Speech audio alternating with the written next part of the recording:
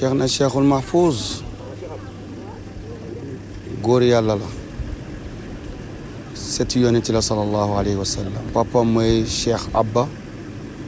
wala cheikh Mohamad Faari wala Maamin yaayam mun tudda laaliya min tiyaabu waaye soo ma laaj kan mooy cheikh na cheikhul mahfouz dama lay wax rek setu yonent la wali la aalim la su ma rombaloon rek waxtu bi ak jamono ji mun nañ toog fii 100 ans di wax duñu mun a jeexal kan mooy Cheikhna Cheikhul Mahfouz 1% sauf duñ ko mun a def moo tax ma wax la na Cheikhna Cheikh Mahfouz moom seeti yonent la sallallahu alayhi wa sallam wali la ba pare aalim la ziyaara ji at bi mooy téeméer ak juróomi at li tax ñu koy def mooy sant yàlla subhaanahu wa taala di fàttaliku Cheikhna Cheikhul Mahfouz jaar-jaaram ak mission bu ko indi ak lan la dénkaane njaboote loolu la ñu nekk di ko def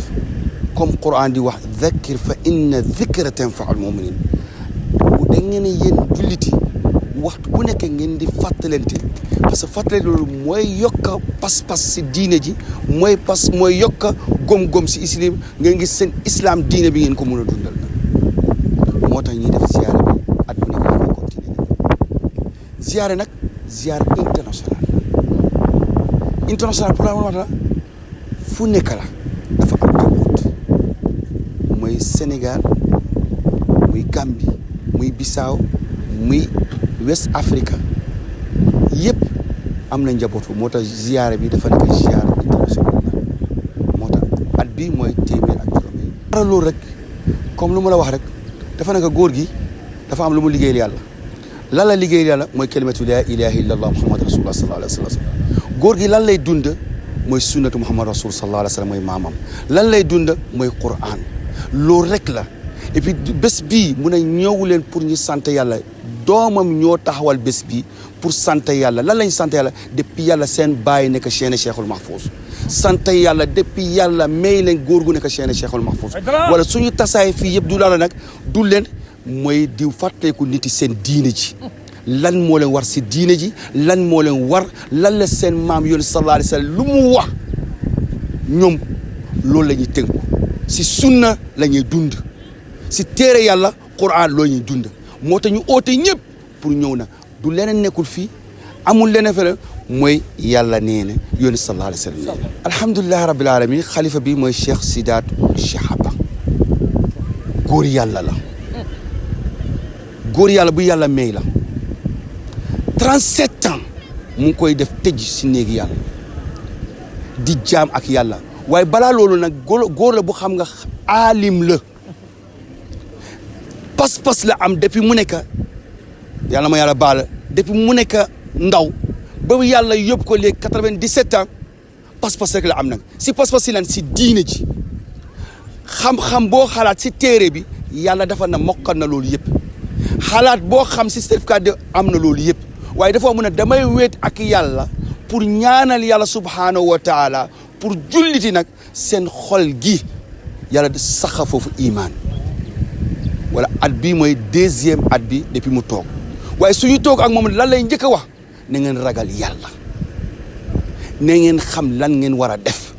na ngeen xam lan ngeen war a taxawal na ngeen xam lan ngeen war a waxal na ngeen xam bés dina ñëw yàlla subhaanahu wa taala dina leen laaj su waxee mu ne leen njaboot na ngeen bàyyi seen xel comme yàlla subhaanahu wa taala dina leen laaj comme yonent sallallahu alayhi wa sallam kullukum raa'i wa kullukum mas'uul ra'iyyati wala mbiram yëpp mooy du lan la nag mooy ngir lan la day waxee rek mooy daf ñu teg si raay fu maamam doon teg tànkam Cheikh Sidaat foofu la teg nag waaye Cheikh Sidaat nag dañuy dem ba ñu ne léegi moom mooy kan moom lañ di waxaan sax mooy docteur yi yàlla may ne ko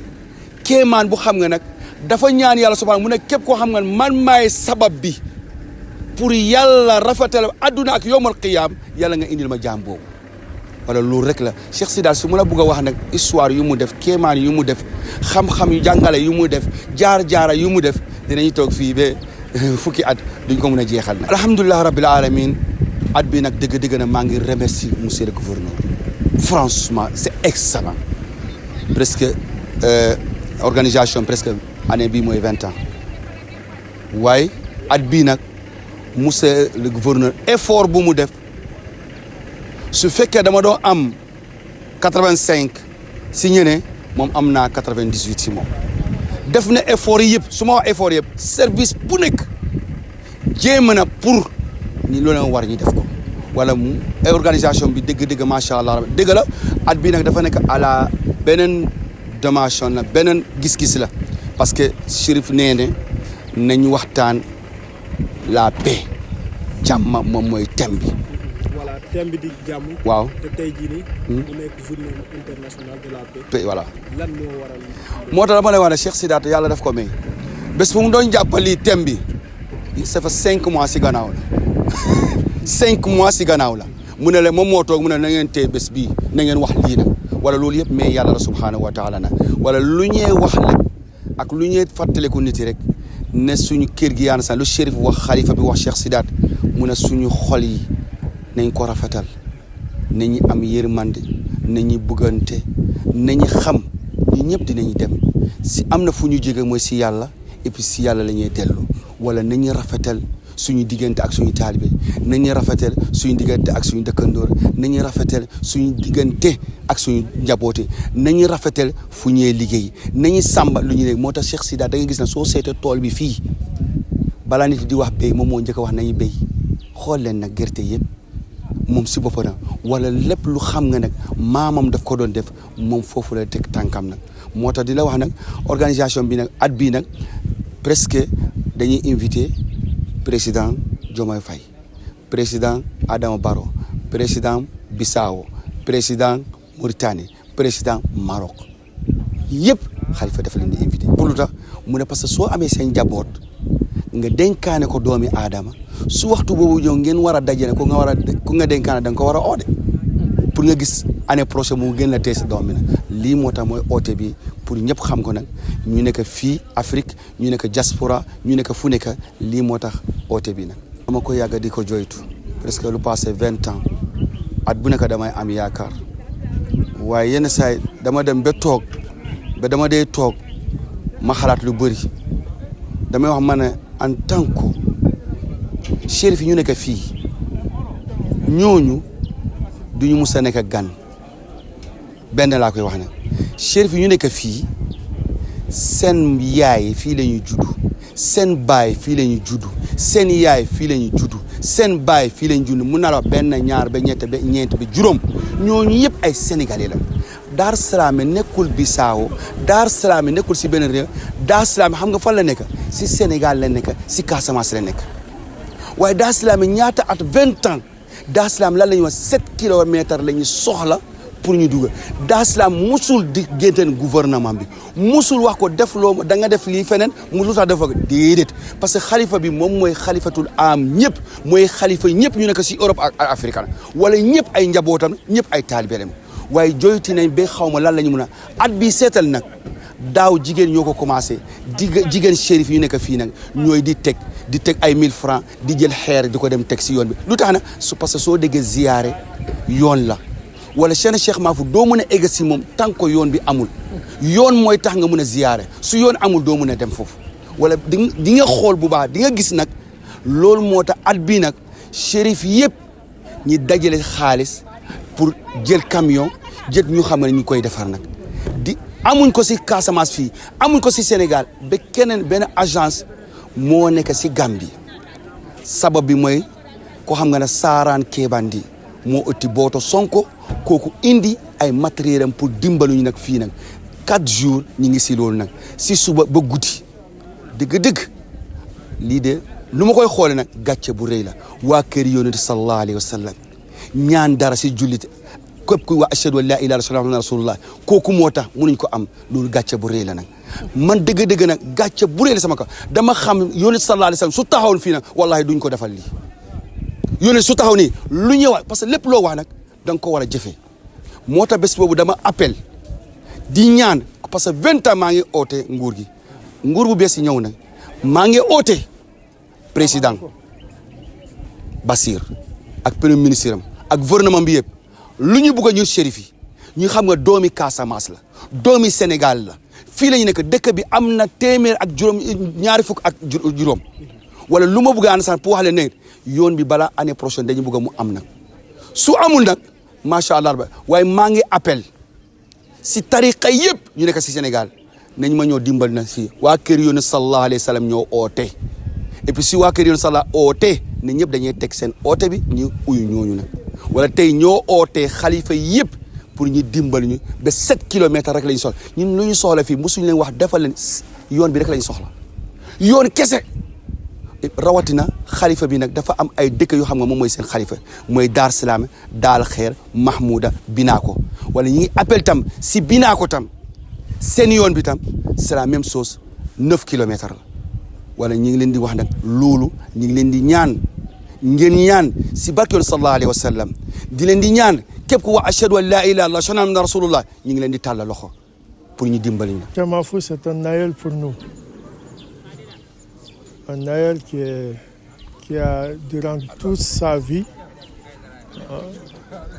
mené sur le chemin de son père, de son grand-père, c'est un arrière-aïeul, le prophète sallallahu alayhi wa sallam, qui l'a mené de faire le tour de la Mauritanie, le tour du Mali, le tour de la Guinée-Bissau, le tour de la Gambie, le tour de la Guinée-Conakry, et pour venir au dernier moment s'installer à Dar Salam Chérif, où un rappel de Dieu l'y a trouvé en 1919. De son décès jusqu'à aujourd'hui, ça fait 105 ans. Et 105 ans, chaque mercredi, on lisait le Coran, appelait à Dieu, à sa bénédiction, pour veiller sur son âme et veiller à sa famille qu'il a laissée au Sénégal. Cette cérémonie, comme je viens de le dire, c'est pour un rappel que chaque citoyen doit répondre un jour à l'appel de Dieu. Et ce jour-là aussi fait un rappel que Dieu a pris notre arrière-aïeul, Cheikh Mahfou. Et depuis son décès jusqu'à aujourd'hui, chaque jour et chaque année, on fait un célébrant en lecture de Coran pour commémorer ce rappel en Dieu. Tout en nous félicitant à Dieu et tout en félicitant Dieu aussi pour la mission qu'il a accomplie pour toutes ces régions que je viens de citer. Khalif, c'est un petit-fils de Cheikh Hachem Mahfou. Le califat est arrivé cette année, ça fait 2 ans. Avant lui, il y avait 5 khalifes avant lui. Et chaque khalife aussi avait un rôle qu'il jouait. Et son tour est arrivé. Et c'est cette mission de Cheikh qu'il continue. En appelant aux gens à l'unité, en appelant aux gens à la paix, en appelant aux gens à persévérer dans le travail, en appelant aux gens de s'unir autour de leur religion, que rien d'autre que la religion du prophète sallallahu alayhi wa sallam doit les guider. Le thème a été choisi il y a quelques mois avant cette date. Mais bien que c'est Dieu qui l'a aidé, comme un visionnaire, et cette journée est tombée au même jour que nous célébrons la journée internationale de la paix. Une paix pour tout un chacun, une paix pour tout un voisin, une paix pour toute la région, et donc fait partie du Sénégal. Donc, la paix, c'est l'islam, et l'islam, c'est la paix. Et c'est cette paix qu'il appelle à tout le monde de s'entraider, se commémorer autour de chacun, autour de nous, pour que chacun, en fond de lui-même, ait cette piété, cette croyance en Dieu, pour que la reine soit éparpillée partout. Le bilan, globalement, on peut peut pas dire satisfait à 100%, mais globalement, on peut l'être. Et remercier le bon Dieu de nous a facilité la tâche avec la collaboration et le soutien des autorités locales, le soutien du gouverneur, M. Mortalatine, qu'on nous donne une mention spéciale aujourd'hui, parce qu'il s'est beaucoup impliqué personnellement dans cette ziara. Et c'est ce que l'État veut, pour que les autorités s'approchent auprès des citoyens pour qu'ils aident à satisfaire leurs besoins. Pour un rappel, la route là qu'on voit en latérite comme ça, c'est depuis le président Abdou Diouf. Lors de sa visite au calife, au 4e calife chef Chamsidine de Dalher. C'est en ce moment-là qu'il a ordonné de bitumer cette route. Depuis Abdou Diouf jusqu'à présent, on n'a pas eu de nouveautés.